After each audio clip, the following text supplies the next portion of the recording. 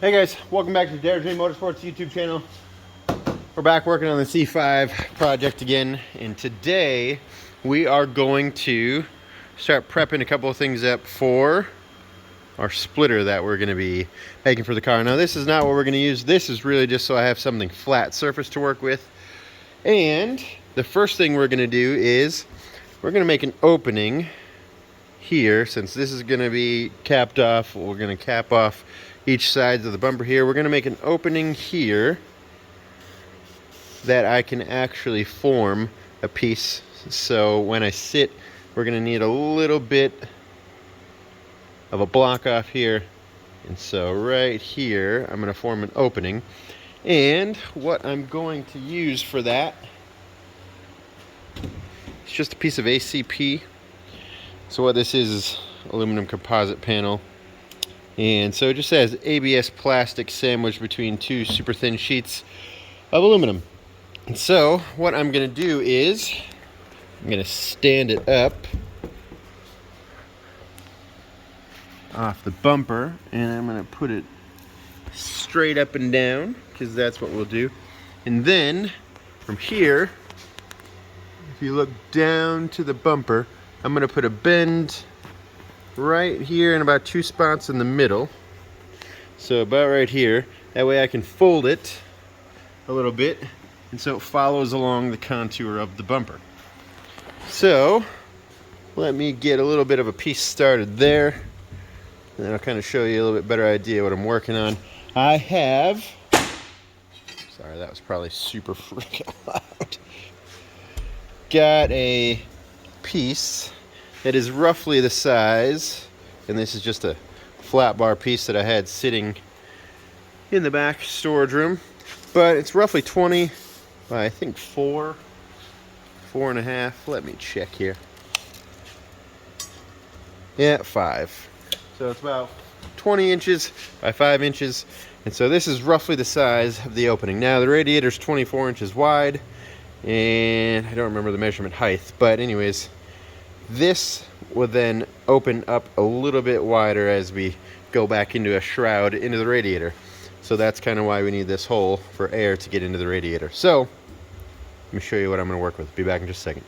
Alright, there's kind of what I got. I took our piece of ACP and I just put a couple of bends in it.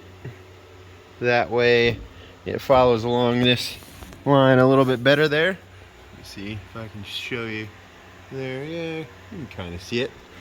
Anyways, it follows along that. Now I also have traced out my 20 by 5 inch hole, and I've got to cut that hole out.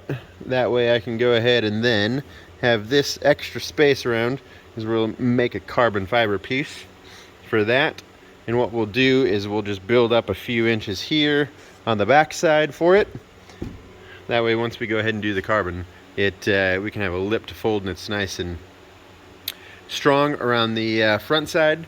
And then we're only gonna have like a 3 or 4 inch panel that goes back, and then we'll incorporate that into our air duct back into the radiator. So let me get that hole cut out, move on to the next part. All right, there we go. Hole is in. You can kind of see now that it follows the shape of the bumper. I know that it kind of looks like the hole is going to be a little too large, and it might possibly be. But if you look down underneath the car, it's not that far. And if I can do this one-handed while holding, if you look under there, see the radiator support? Well, if I hold a piece, what generally looks flat, right there-ish, that comes generally to the bottom of the opening. And so that's just about exactly what we're going to want, because ultimately I'm going to build a piece that has a nice big tab here, but ultimately we're going to cut the bottom off right here. That way it flows nice and into the bumper. Hopefully that makes sense to you. If it doesn't, it should make sense later on when we actually do it.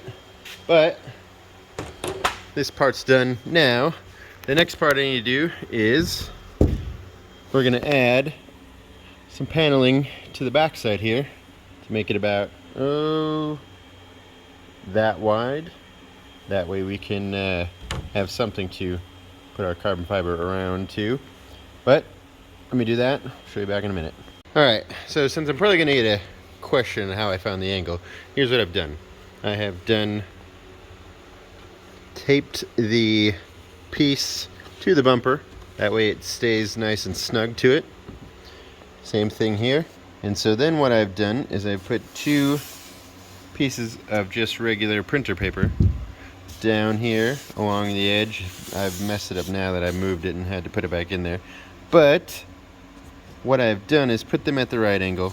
Then if you see in there, I just put a strip of tape, taped them together, and then I drew my straight line so I know generally where the line's got to be.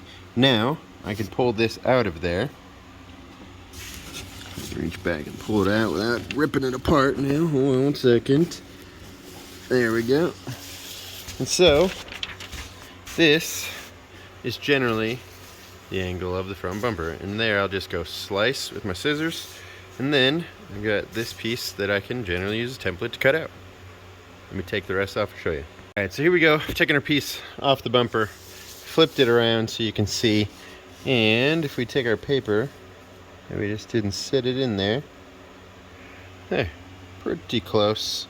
Now, we are only going to use this piece that we're making here one time, most likely, to make up our carbon fiber inlet piece. So, it doesn't have to be perfect. This angle here, even if it was off a little bit, I'm only going to do it in a couple layers of carbon fiber.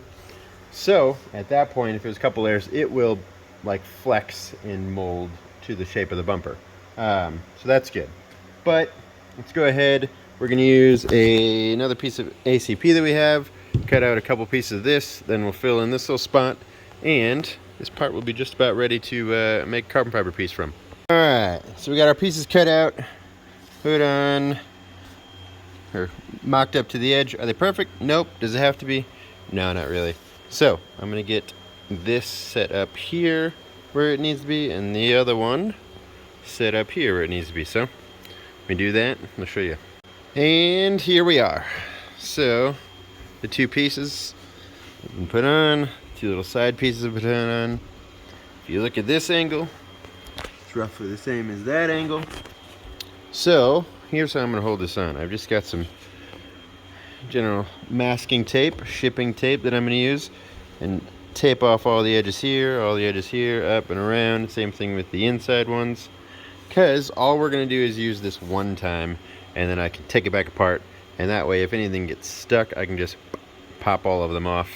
And yeah, there we go.